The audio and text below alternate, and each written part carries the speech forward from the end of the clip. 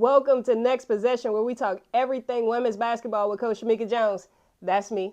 Hey, happy Sunday. All right, so we had a real interesting week in women's basketball, and we about to just get straight into it. So I'm going to start with the UNC Duke Tobacco Road game, right?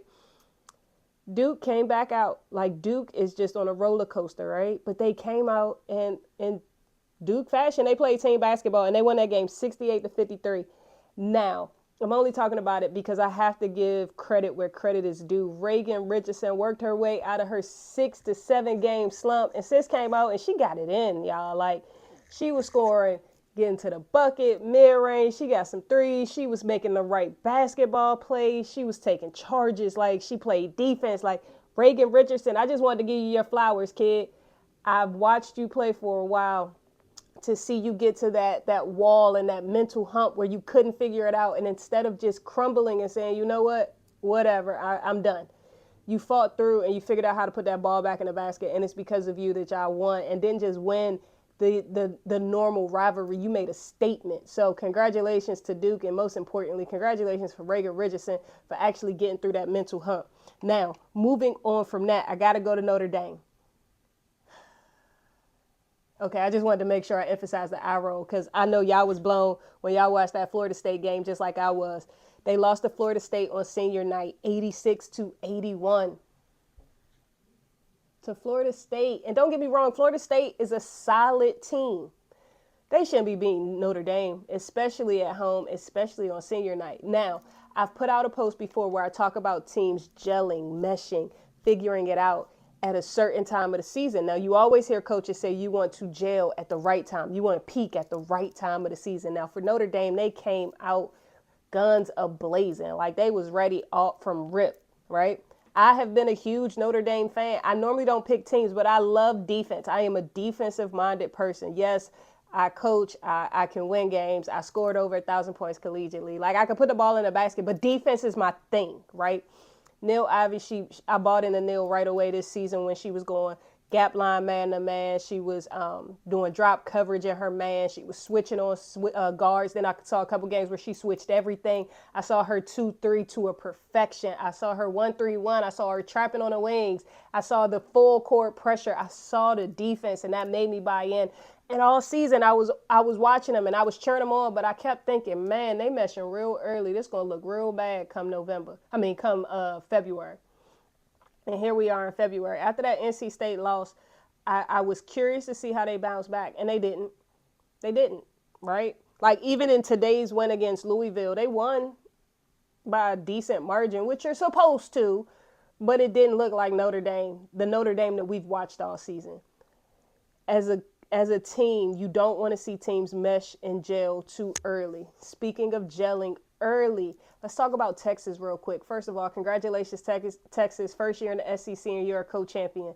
Hats off to you, Coach Schaefer. Hats off to Rory, the whole Texas squad, Madison Booker, everybody, right? But for the last 3 or 4 games, minus today's game, Texas has barely been getting out of there. They've been getting out of the games that they've played with a win margin of 10 points or less. They meshed early. I would hate for them to gel so early that they mess around and they drop in this tournament that's starting in a couple days. It happens. I've played for a long time. I've coached for a long time. That gelling too early and then you fall apart, that's a real thing. But nonetheless, we got Texas, co-champions, number 2 seed in the ACC thanks to the coin toss, right? Which was, I've never coached in a conference where we had co-champions. You either won or you didn't. Like, so to see the coin toss and all that, it was pretty exciting for me. I didn't know how that process works, so I learned something new today, which for a basketball lifer doesn't happen often. Now, speaking of them being the number 2 seed and co-champions, the other champion of the SEC, which is hands down the toughest conference in America, right? Toughest conference for women's basketball.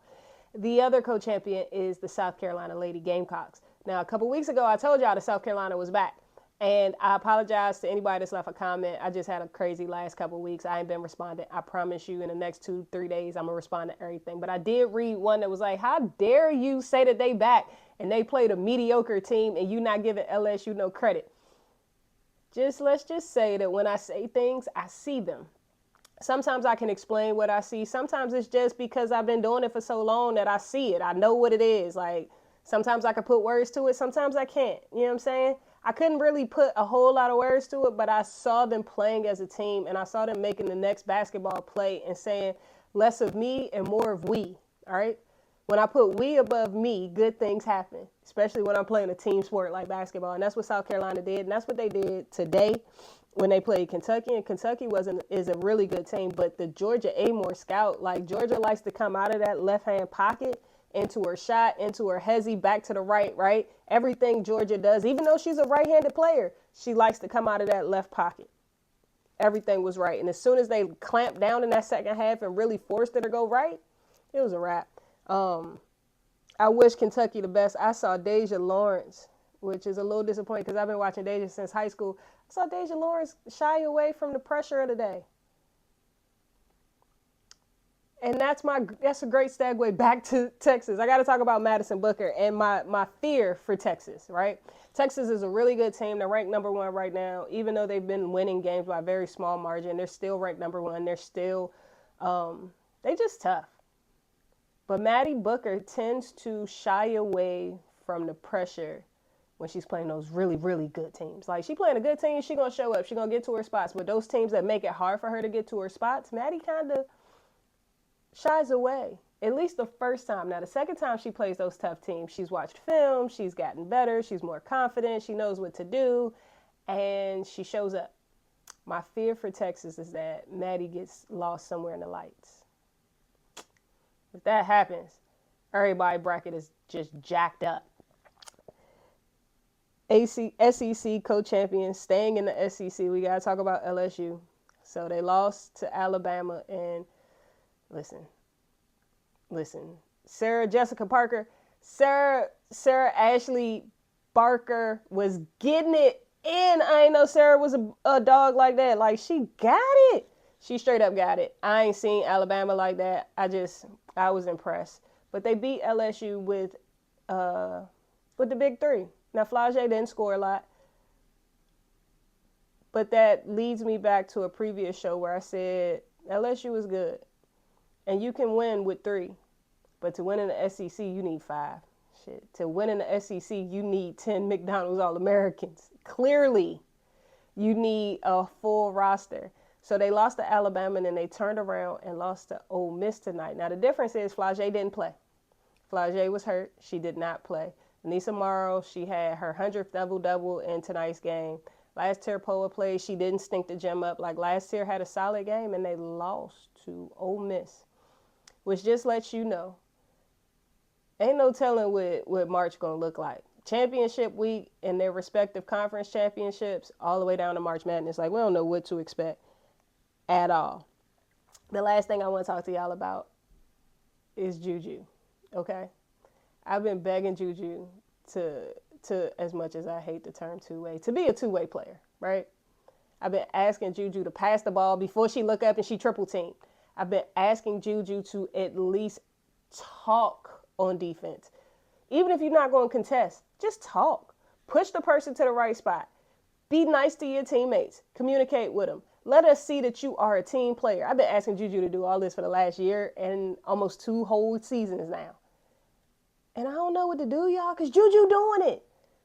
JuJu is playing team basketball. She's making the right pass at the right time. She's turning down shots to get somebody else a shot.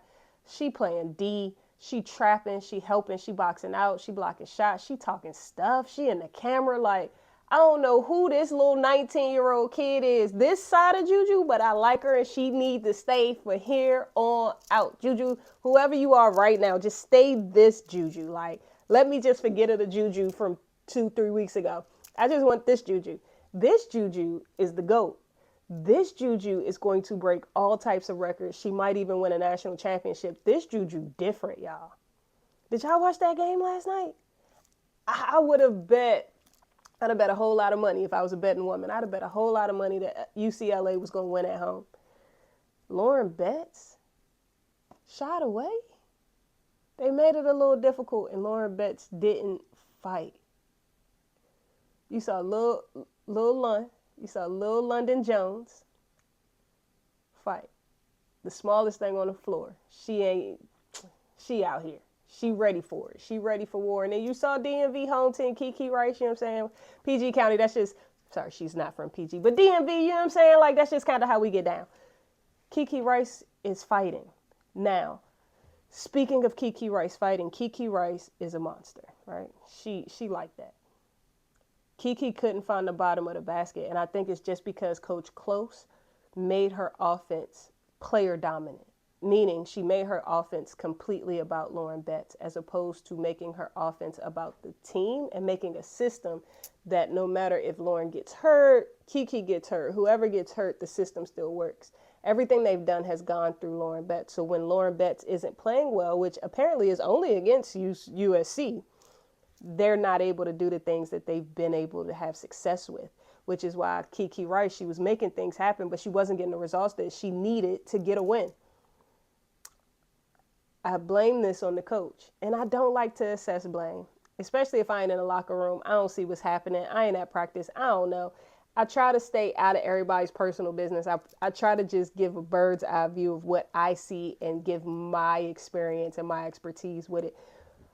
But you can't create a system around one player. Now, what you can do is tweak a system or build a system based on the players that you have. I think the best coaches are the ones who, when they recruit the players, they can adjust what they do so that the players have success as who they are. And I think Neil Ivey has done a great job of that.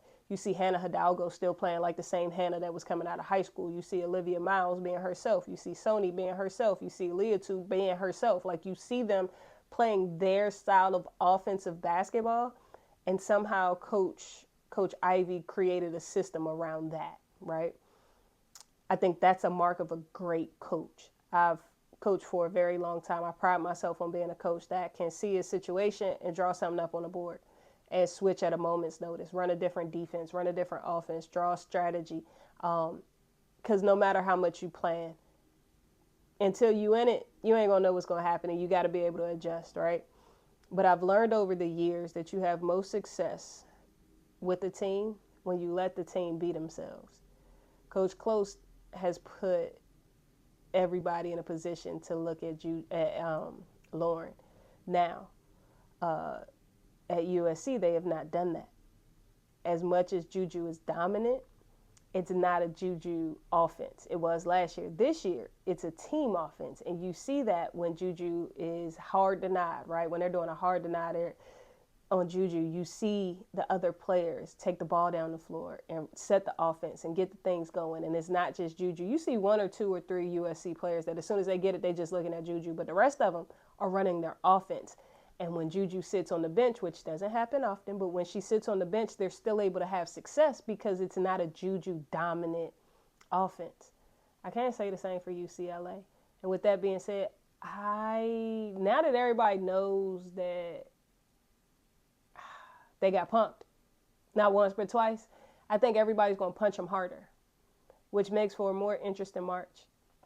I don't know. I'll let y'all know this week who I think my Final Four are, right? I'll let you know who I think my Elite Eight are, right? I might even do a whole bracket, which, Lord, pray for everybody's bracket, because the way that these games going, ain't no telling what's going to happen. But it's going to be an exciting March. March Madness, it's really going to be straight chaos and madness, because you got NC State, who ain't letting down. You got Notre Dame with something to prove. You got JuJu Watkins, who's trying actively, who has changed her style of play to go get a national championship. You got Texas. You got South Carolina. You still got LSU. And then LSU done lost to Alabama and Ole Miss, and they not just easy. You still got Tennessee out here. You still got Kentucky. Man, it's about to go crazy. So just stay locked in with me. I'm going to start... Now that my season is over, I'm going to get back to breaking down some film so I can try to teach y'all and let y'all see what's happening. I'll probably do a couple scouts. But stay locked in with me. We're going to get through this madness of March together. I'm going to holler at y'all next week. Don't forget to like, share, subscribe, leave a comment, all that good stuff.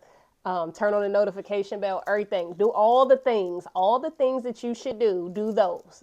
All right, I'm going to holler at y'all next week.